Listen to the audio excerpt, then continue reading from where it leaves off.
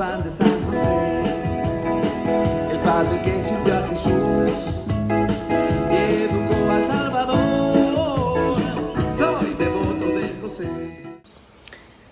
Hashtag Tú eres un nuevo José. Bienvenidos a hacer Radio Juntos con el esposo de María, con el papá de Jesús, que se llama San José, con quien vamos a reflexionar el día de hoy respecto a su matrimonio, ese don que les entregó Dios en experiencias de amor, detalles de simplicidad y mucha creatividad y genio para ir aprendiendo ambos a servir solamente a Jesús. Bienvenidos y hagamos radio juntos.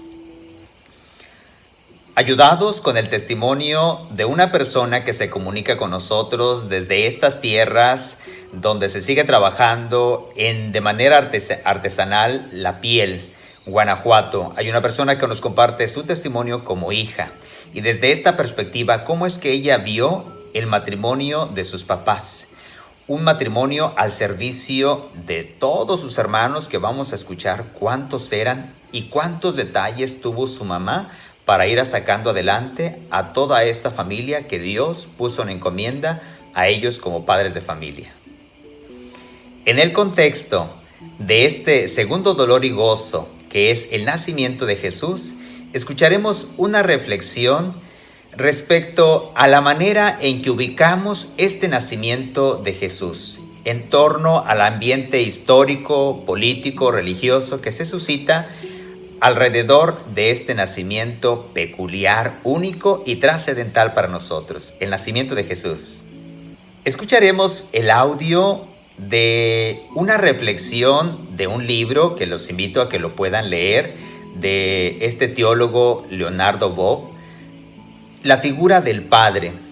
Cómo es que San José con el tiempo se va reivindicando, no porque no lo fuera, sino solamente nosotros que lo hemos ido apenas como que recuperando y visualizando, que José es la figura del Padre Eterno y que es el que hace las veces de un papá, de manera que en María como esposa y en Jesús a quien se entrega totalmente a papá y participa de esta Trinidad de la tierra, María, Jesús, José, y que a la vez son esta Trinidad del cielo, Padre, Hijo y Espíritu Santo.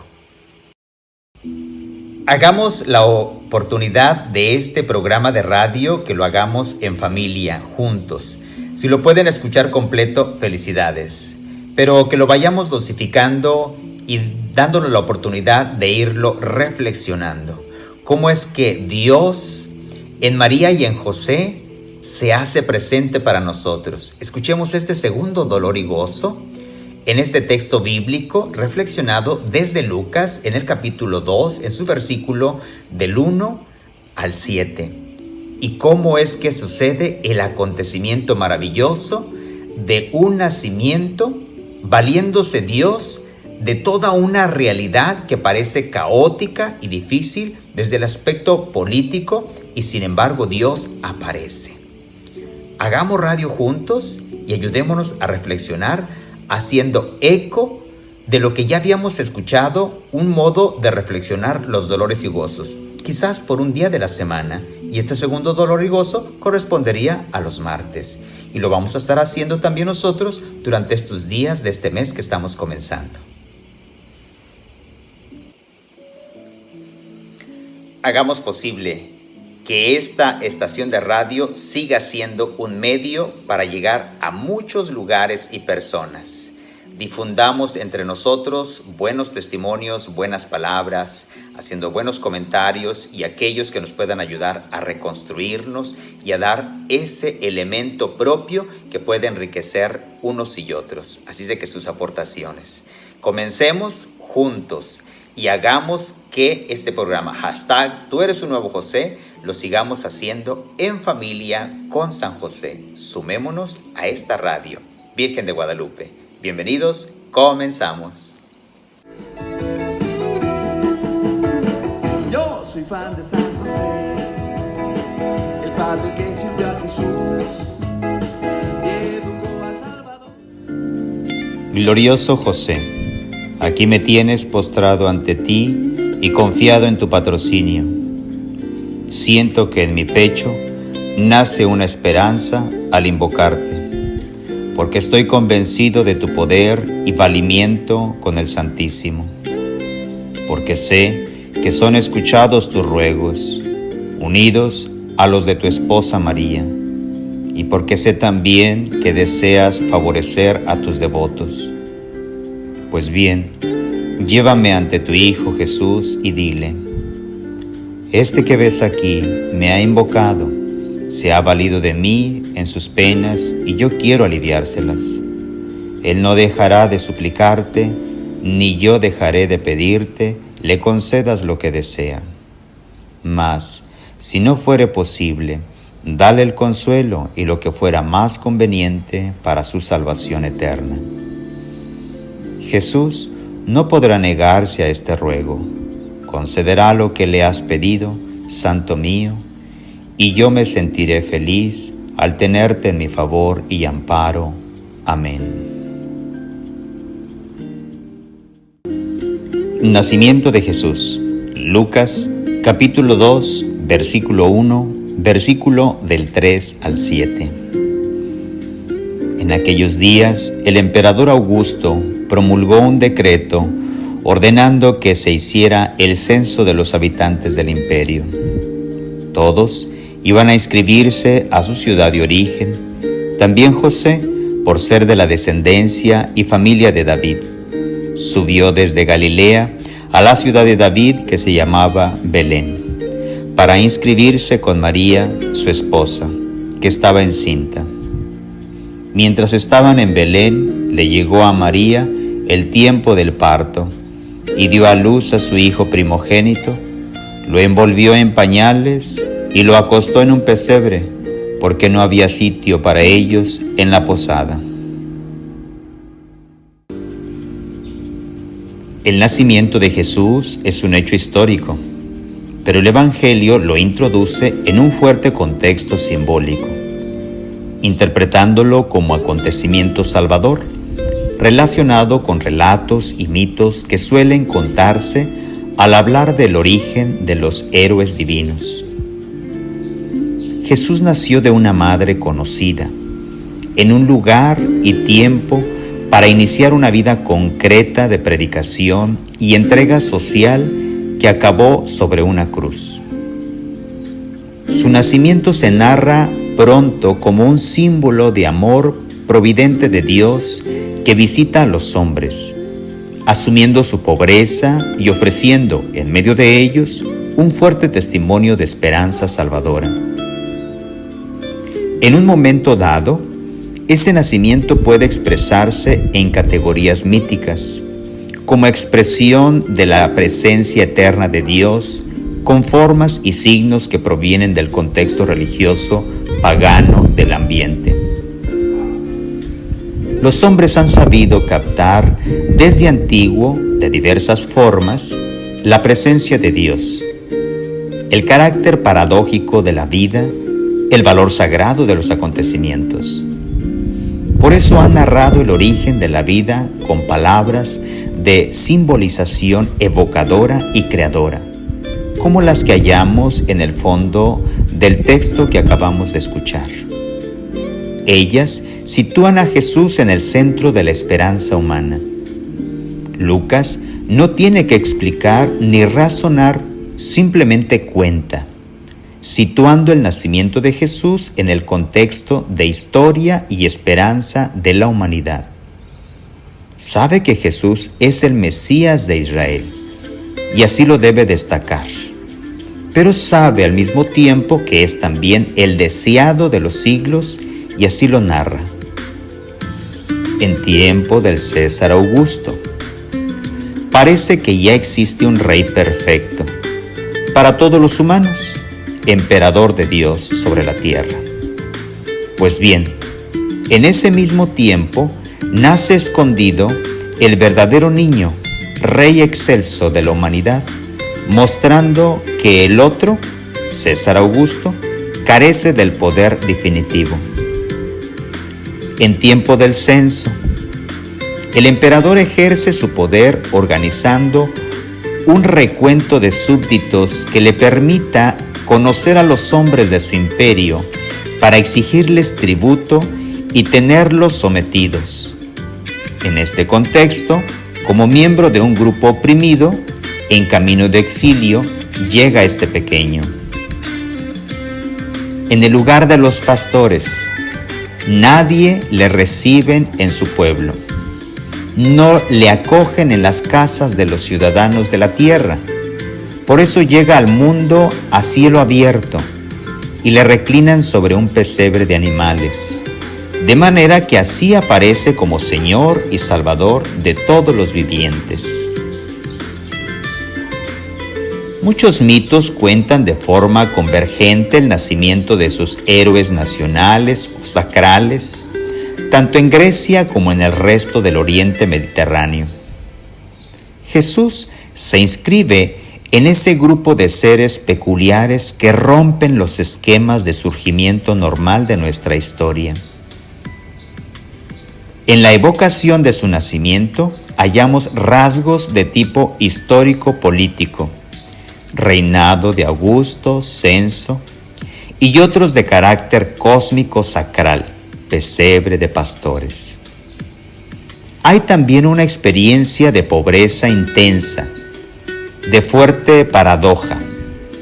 Nace el Rey prometido de la gloria y el poder supremo, y no tiene en este mundo nadie que lo acoja, excepto María y su marido.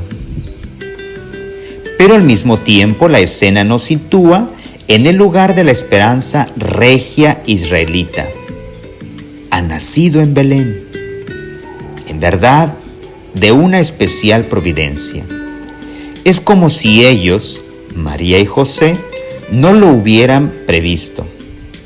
Han dejado en manos de Dios el transcurso de las cosas. Pues bien, Dios ha respondido por medio del César de Roma. Un gesto de poder, imposición del censo, ha permitido que Jesús venga a surgir en la ciudad de David que se llama Belén. En contexto de vida pastoril, pesebre campo, ahí donde David tuvo su comienzo, conforme a la historia israelita que le había recordado precisamente como pastor. En esta escena, María aparece de manera receptiva. Ella es madre y como tal protagonista de un relato que condensa el misterio y la esperanza suprema de la historia.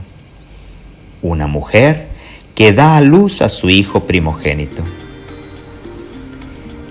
Ese gesto la vincula a las madres de la tierra, que saben la importancia de tener un hijo. La Virgen, mujer joven, concebirá y dará a luz. Así había dicho Isaías capítulo 7, versículo 14, recogiendo un motivo universal de Grecia y Roma, de India y China. Nuestro contexto y texto sabe que esa profecía se ha cumplido. La expresión y mediación personal femenina de su esperanza es María. Da a luz un hijo y lo reclina en un pesebre. Pudiéramos decir de alguna forma que todo se ha cumplido. Los caminos del mundo reciben un sentido, tienden a Belén. Los anhelos de la historia reciben contenido. Lo que parecía una ilusión, puro sueño, ha venido a realizarse. La esperanza no ha sido vacía. El deseo más hondo de los hombres no es mentira. María ha dado a luz a un niño que es hijo de Dios sobre la tierra. Solo por esta evocación, María pudiera presentarse como signo supremo de esperanza para el mundo. Su figura se sitúa en el trasfondo del mito universal del nacimiento del Hijo Divino.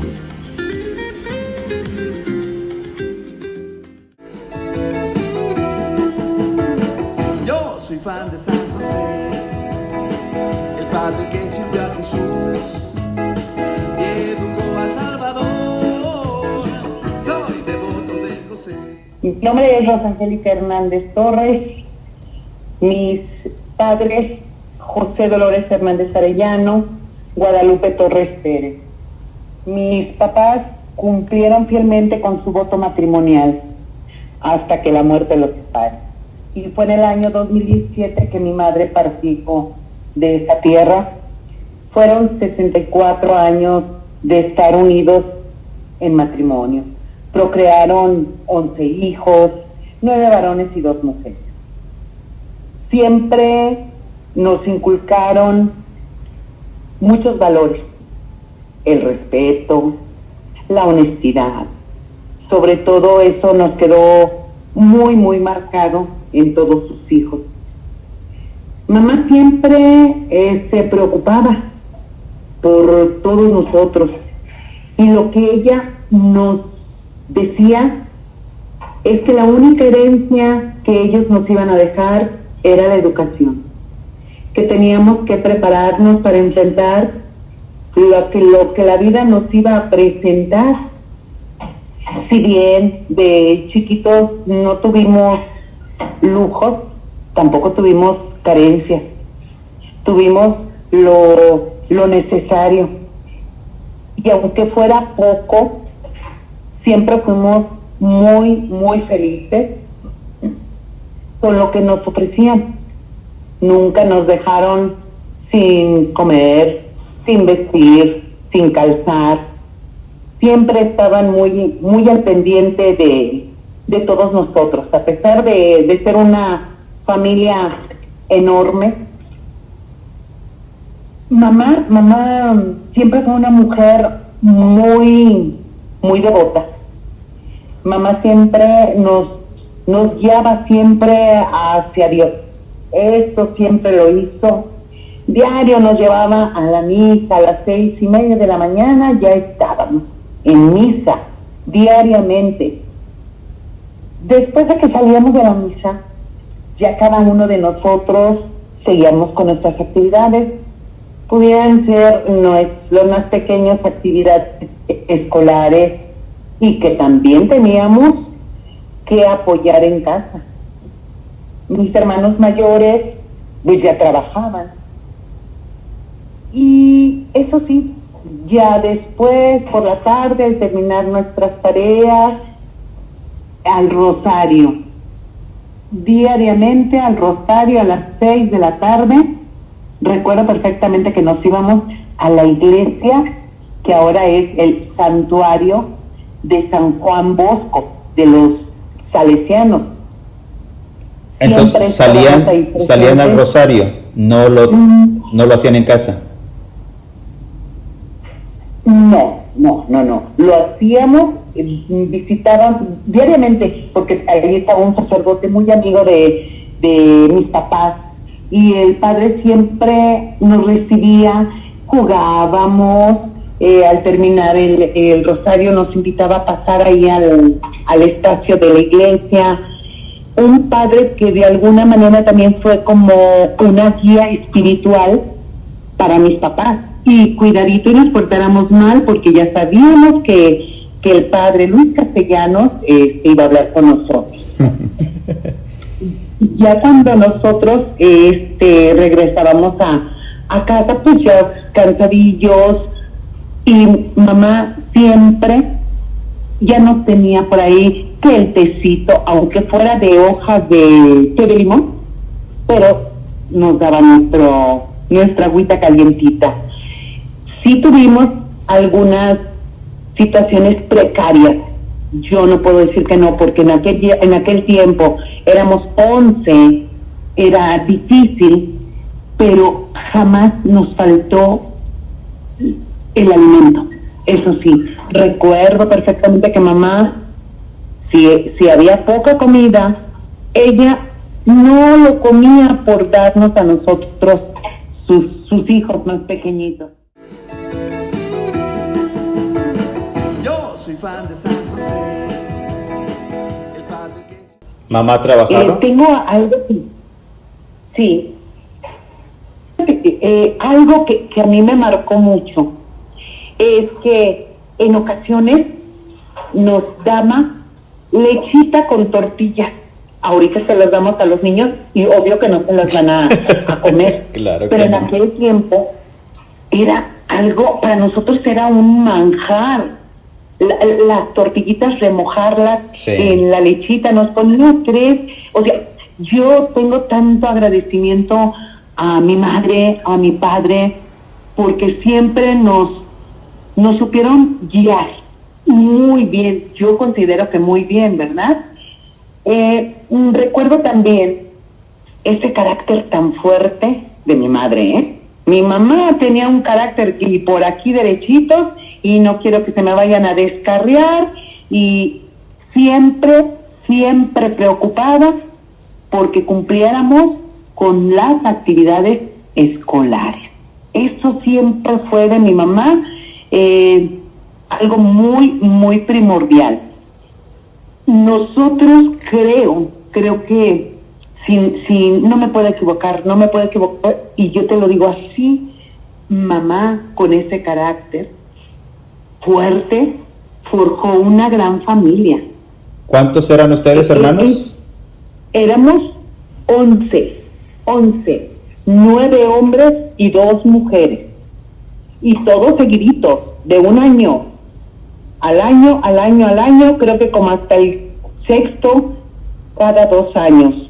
Pero fuimos, yo creo que bendecidos porque nos dieron a estos grandes padres. Para nosotros, padres, nosotros estamos agradecidos por lo que ellos nos dieron, por lo que ellos nos enseñaron, y que hasta la fecha yo te lo puedo decir, que hay 8 hermanos casados y que llevan muy bien su matrimonio. Difícil en este tiempo donde ya cualquier problemita y se acaba el matrimonio. Exactamente. Estamos hablando que es un ejemplo para mis hermanos el ver que mis padres 64 años estuvieron unidos. Yo creo que también aquí el apoyo de papá, porque a veces vemos a los papás como proveedores para la familia. Así es. ¿Sí? Y la mamá es la que lleva la batuta. Yo aquí, sin temor a equivocarme, mamá sí era el carácter fuerte, duro, y papá era un poquito más tranquilo, el que nos defendía si mamá se enojaba y en cuanto llegaba el papá, es que hicieron esto y eso. Déjalos, pero fue el equilibrio entre la persona de un carácter fuerte y el del carácter más apacible de papá. Creo que eso estuvo muy bien balanceado desde mi punto de vista, ¿verdad? Yo soy fan de San José, el padre que sirvió a Jesús y educó al Salvador. Soy devoto de José. De San José no se ha conservado palabra alguna. Lo que nos legó fue su silencio y su ejemplo de hombre justo, trabajador, esposo, padre y educador. ¿Qué se puede decir sensatamente sobre San José? No nos ha sido transmitida ninguna palabra suya. Nuestra cultura y la teología están hechas en gran parte de palabras, habladas o escritas. Si éstas faltan, la memoria se pierde, la inteligencia se ofusca y nos entregamos a la imaginación que no tiene censura ni límites. Por eso San José no ha encontrado aún su lugar en la reflexión teológica. Es como si fuese una isla separada del continente teológico o como si sencillamente no existiese.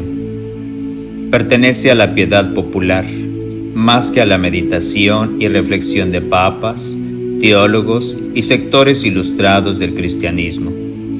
No obstante, millones de personas, instituciones y lugares llevan su nombre.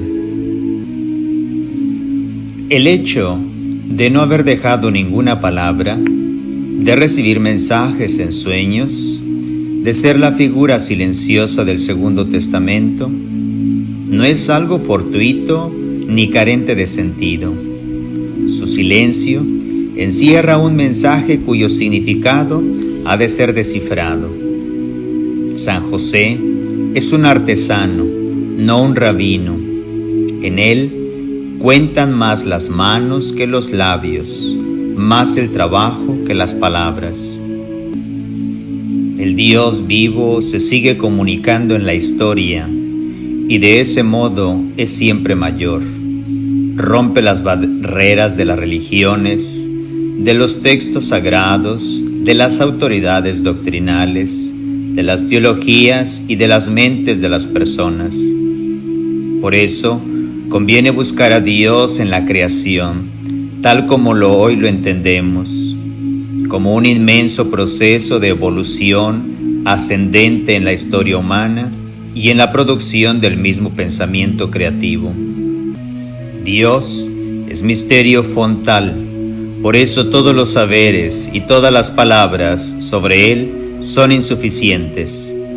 Una y otra vez nos vemos constantemente desafiados a retomar el esfuerzo de comprensión y de profundización, aunque seamos conscientes de que Él sigue siendo misterio para todo conocimiento. Importa, pues, ir más allá de los límites de cuánto se dice y se transmite acerca de San José, fruto de la piedad, de las artes plásticas y literarias y de la reflexión. Cabe siempre confrontar la condición humana con San José y descubrir los significados religiosos que de ellos se derivan. Concretamente, urge sacar a San José de la marginalidad en que se le ha tenido y otorgarle la centralidad que se merece. Es necesario, por otro lado, respetar la humildad de San José, respetando siempre la forma discreta y severa con que los evangelistas se refieren a él. Al hablar de José, queremos hablar de Dios tal como los cristianos lo profesan, siempre como Trinidad de personas, el Padre, el Hijo y el Espíritu Santo. Necesitamos la presencia entre nosotros de las tres personas divinas, Padre, Hijo y Espíritu Santo. Con el Espíritu Santo y con el Hijo debe estar también el Padre. De lo contrario, estaremos como suspendidos en el aire, sin el sentido de origen y fin de todo el misterio de la revelación y autocomunicación de Dios en la historia, que representa la persona del Padre.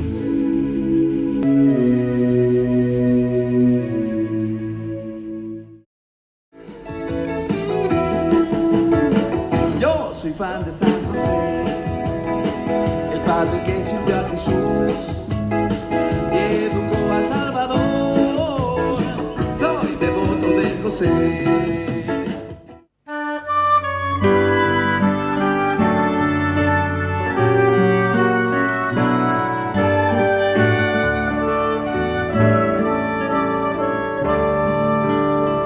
Hoy a tus pies ponemos nuestra vida, hoy a tus pies.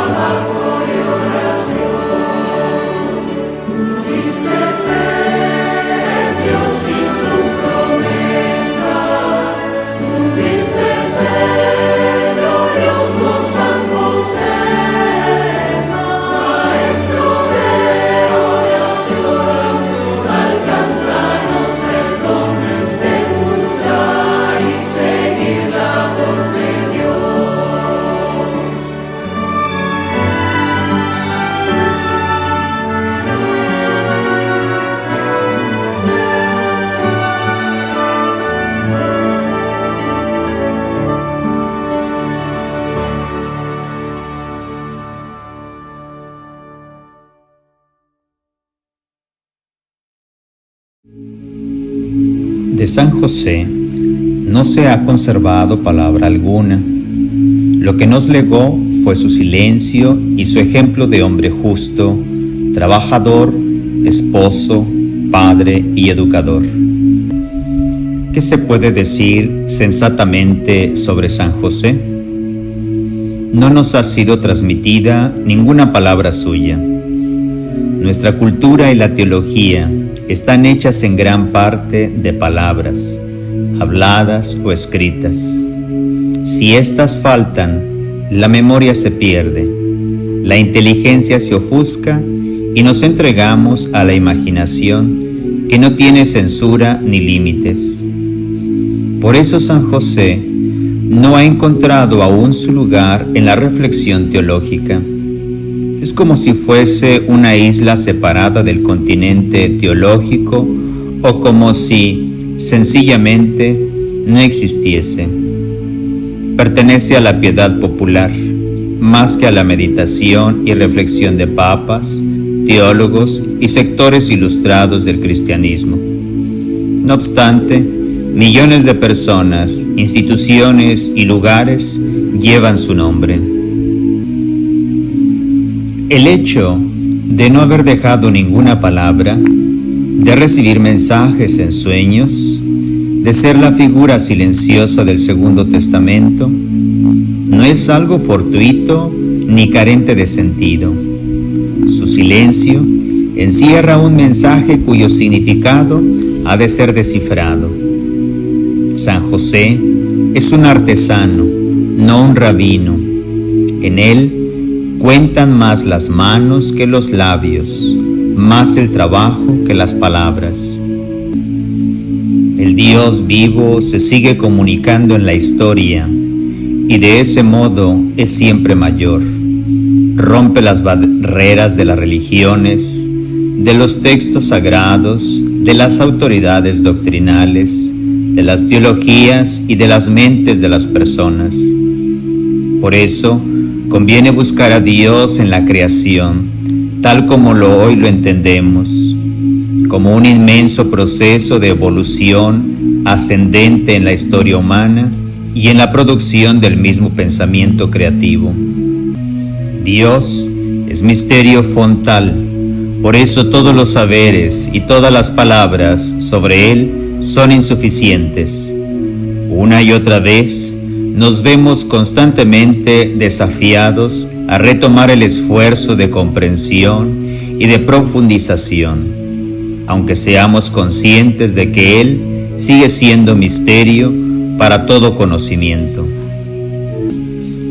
Importa, pues, ir más allá de los límites de cuanto se dice y se transmite acerca de San José, fruto de la piedad, de las artes plásticas y literarias y de la reflexión.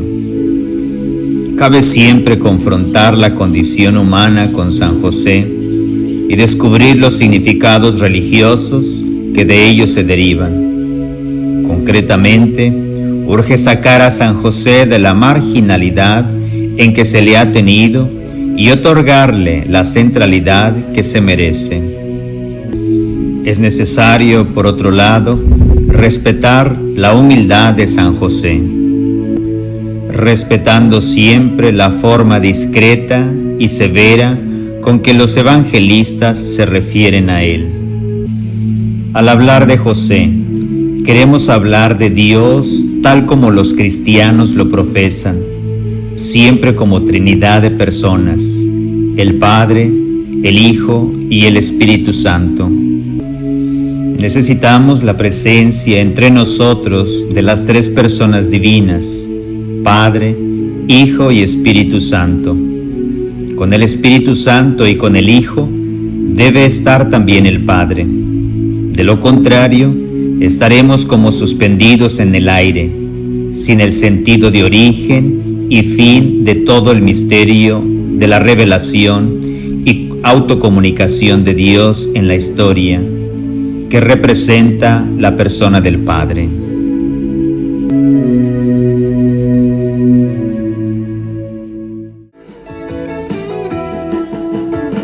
Yo soy fan de San José, el padre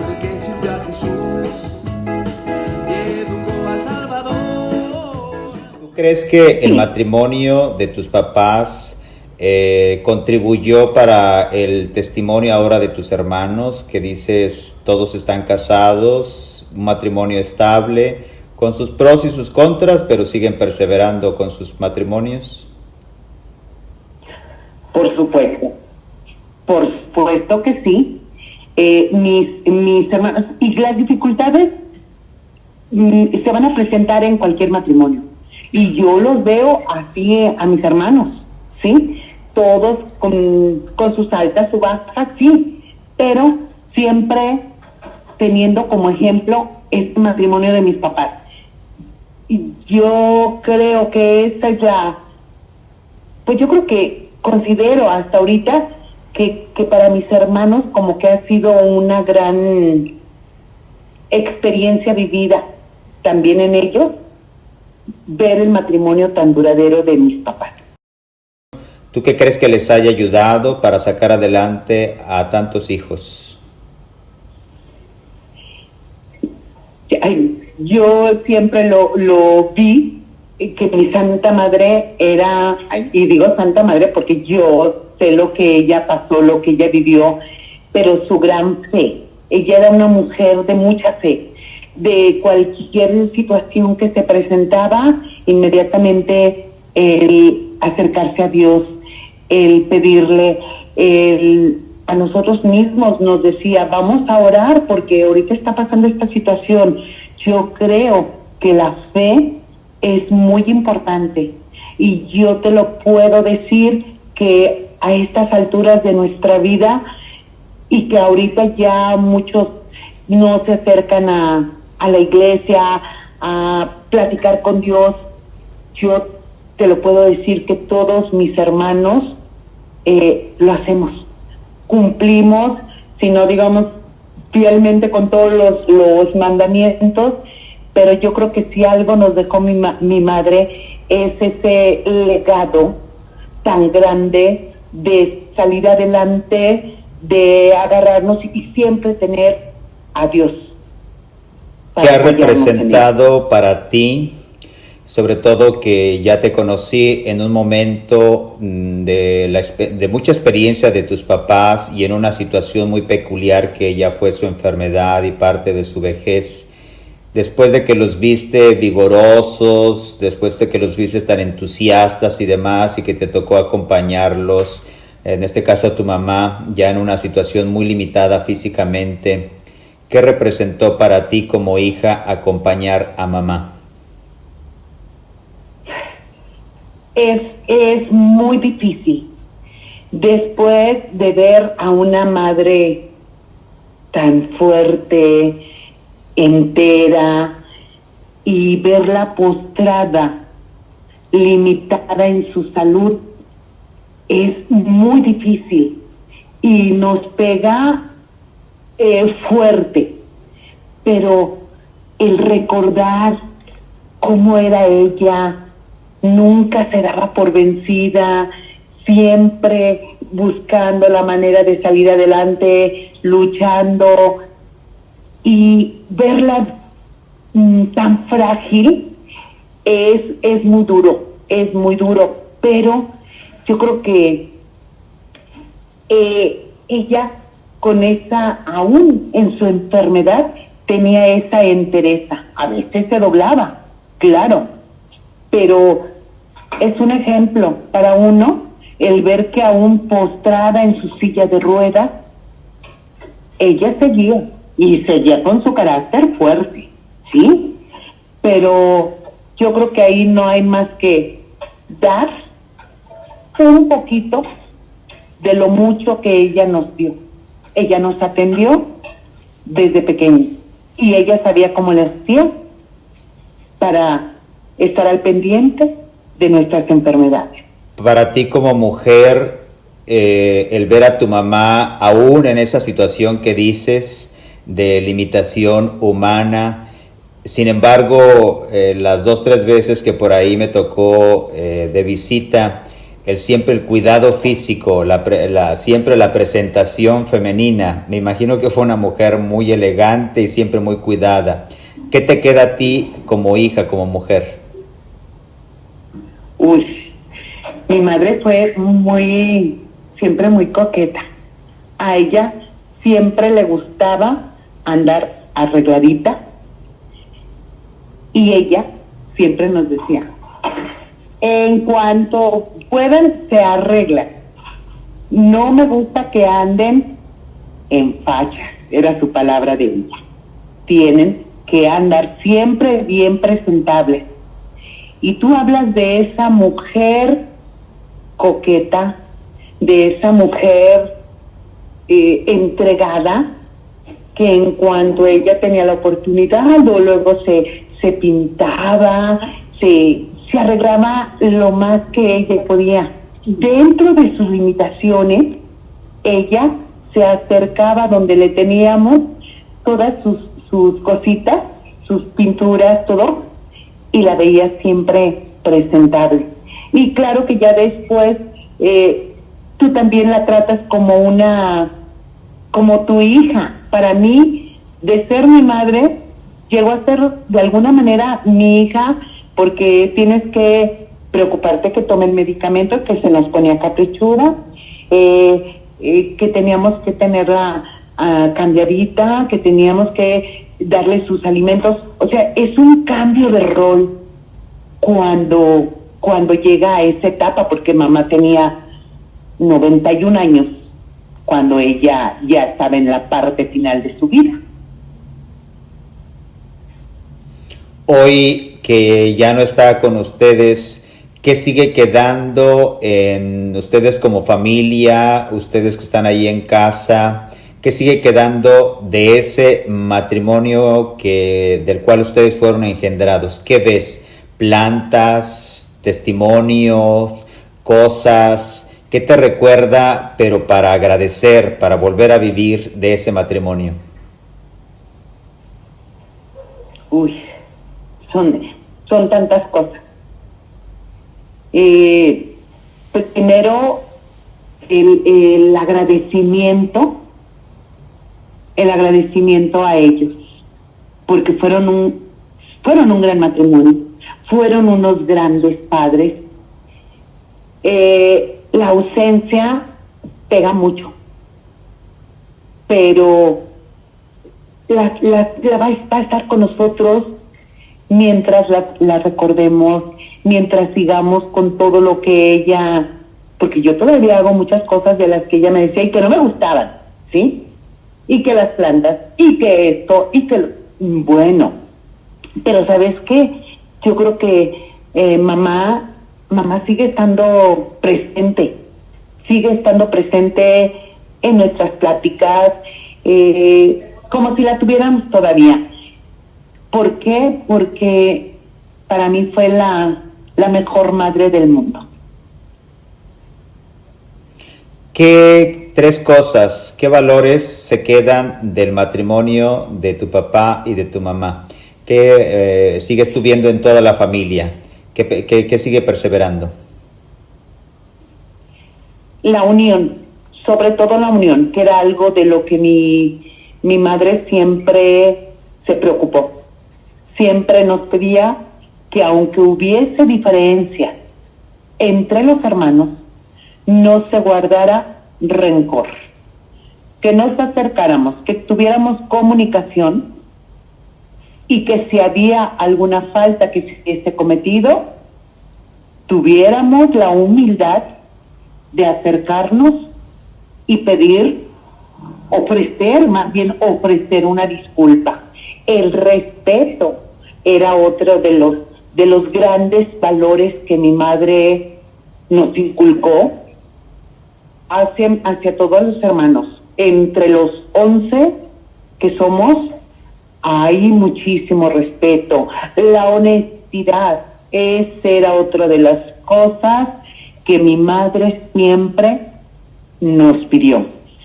Para mí, creo que esos fueron los tres valores que más me marcaron, no nada más a mí, sino a todos mis hermanos.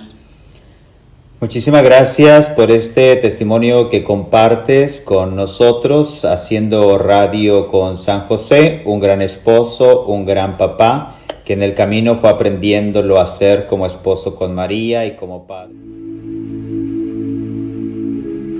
Queremos hablar de Dios a propósito de San José, pero del Dios de la experiencia cristiana, que es siempre Trinidad, comunión, relación y eterna inclusión de las personas entre sí. San José está relacionado con dos personas divinas. En primer lugar, con el Espíritu Santo, que vino sobre su esposa, María, y la cubrió con su sombra. Armó, plantó su tienda, de tal forma que quedó encinta de Jesús. En segundo lugar, con el Hijo, que también plantó su tienda y se encarnó en Jesús, Hijo de María. José, como dirán algunos teólogos, entró por medio de María y de Jesús en una relación hipostática. Relación hipostática es aquella por la que San José se relaciona de forma única y singular con las dos personas divinas. Por tanto, José comienza a pertenecer al mismo orden que es propio de las divinas personas. Sin José no hay encarnación concreta, tal como los evangelios lo atestiguan, pues el Padre también puso su tienda entre nosotros, en la persona de José. En esta coherencia y sinfonía, nos atrevemos a afirmar que la Trinidad toda se comunicó, se reveló y entró definitivamente en nuestra historia. La familia divina, en un momento preciso de la evolución, asumió la familia humana. El Padre se personalizó en José, el Hijo en Jesús y el Espíritu Santo en María, como si el universo entero preparase las condiciones para ese evento de infinita bienaventuranza. La historia y el cosmos son insertados en el reino de la Trinidad. Nos faltaba una pieza en esta arquitectura de inenarrable plenitud, la personalización del Padre en la figura de José de Nazaret. El día de San José, el 19 de marzo de 1987, Fray Adauto Schumacher tuvo la intuición que consignó por escrito y divulgó por donde pudo que San José es la personificación del Padre, así como Jesús es la personificación del Hijo y María la del Espíritu Santo. Con ello se llevaba a una cumbre insuperable.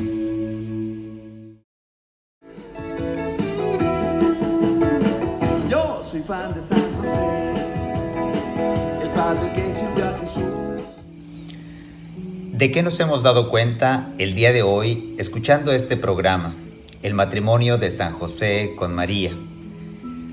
Al escuchar cada uno de los audios del testimonio, con estas frases de Padre Vilaseca, con estas imágenes desde el río Tíber, desde estos ambientes en los cuales vamos descubriendo cómo la naturaleza también favorece para reflexionar y poder interactuar con lo que nos rodea, podemos ir recogiendo de este momento que hemos estado reflexionando junto con los audios de los escritos de Leonardo Boff, con esta introducción y este canto que también hemos participado del día de hoy, estas introducciones que hemos tenido en cada una de las cortinillas, ¿a qué nos va llevando a interiorizar?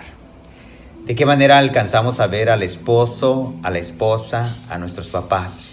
¿Cómo vamos descubriendo este hermoso matrimonio que Dios ha regalado, en el cual hemos nacido cada uno de nosotros? Permitamos que nuestro programa, #Tú eres un nuevo José, siga siendo la ocasión para valorarnos, apreciarnos y agradecer cada una de las riquezas de nosotros y abrirnos a una manera de orar al Padre Eterno por aquellos dones que nos faltan para seguir cumpliendo la misión encomendada.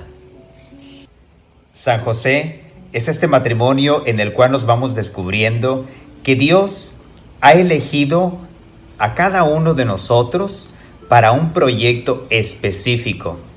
Como lo venimos escuchando desde programas anteriores, José para María, María para José y los dos para Jesús. Así es de que en esta familia vamos descubriendo la presencia de un Dios maravilloso. En papá y en mamá encontramos nosotros las raíces de las cuales cada uno de nosotros sigue teniendo esta vida. Y una vida en la cual se va alimentando nuestra vocación, nuestras motivaciones, y los momentos de dificultad vamos encontrando razón para seguir aprendiendo a vivir.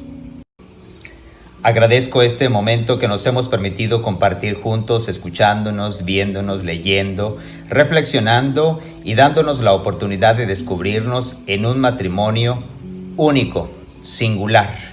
No es motivo para compararlo, ni para desear, ni para abandonar, simplemente para acoger a este hombre, a esta esposa y hacer este matrimonio e ir haciéndolo o rehaciéndolo y embelleciéndolo desde esta perspectiva que es Dios el que nos ha dado y nos ha llamado al matrimonio, y que los hijos son esa experiencia de un amor y que nos sigue manteniendo unidos, que el matrimonio está al servicio de los hijos y que estos hijos van descubriendo la maravilla de un Dios que no abandona en la presencia de mamá y en la presencia de papá. Hagamos posible que nuestra radio siga siendo una familia donde cada uno de nosotros colabora desde sus recursos y sobre todo con nuestra oración. Hagamos posible que el Señor San José siga siendo el patrono de nuestra familia, que siga acompañando a nuestros matrimonios. Es así como hemos llegado al final de nuestro programa del día de hoy. Los invito para ayudarnos a orar entre todos por nuestro papá, por nuestra mamá, por este matrimonio que ha pasado por momentos de enfermedad, de dificultad, de incomprensión, por esos momentos en los cuales parece que todo se derrumba. Hagamos unas manos unidas entre nosotros mismos. Hagamos posible que nuestro matrimonio siga perseverando porque somos creíbles, porque somos seres humanos que no somos perfectos y que no estamos terminados, que somos esos seres humanos que todos los días vamos aprendiendo a sonreír, que estamos aprendiendo a sanar, que estamos aprendiendo a volver a decir sí, en las buenas y en las malas, en la enfermedad y en la adversidad. Que nuestros matrimonios sigan siendo este rostro en el cual la Sagrada Familia siga haciéndose presente donde hay guerra, violencia, hambre, inseguridad, infidelidad, donde se necesita que aparezca un matrimonio que siga buscando a los hijos, que siga siendo una familia de verdad cimentada en la experiencia de un Dios que no abandona. Hagamos oración juntos. Si en algo les puedo colaborar, hagan llegar los nombres o alguna señal para poder orar por este matrimonio que está pasando por algún momento diverso y que es posible que juntos nos podamos ayudar con nuestra oración, con nuestra fe. La bendición de Jesús, de María y de José descienda sobre cada uno de ustedes en el nombre del Padre, del Hijo y del Espíritu Santo. #tú eres un nuevo José. Yo soy fan de San José, el padre que sirvió a Jesús y educó al Salvador. Soy devoto de José. Yo soy fan de San José.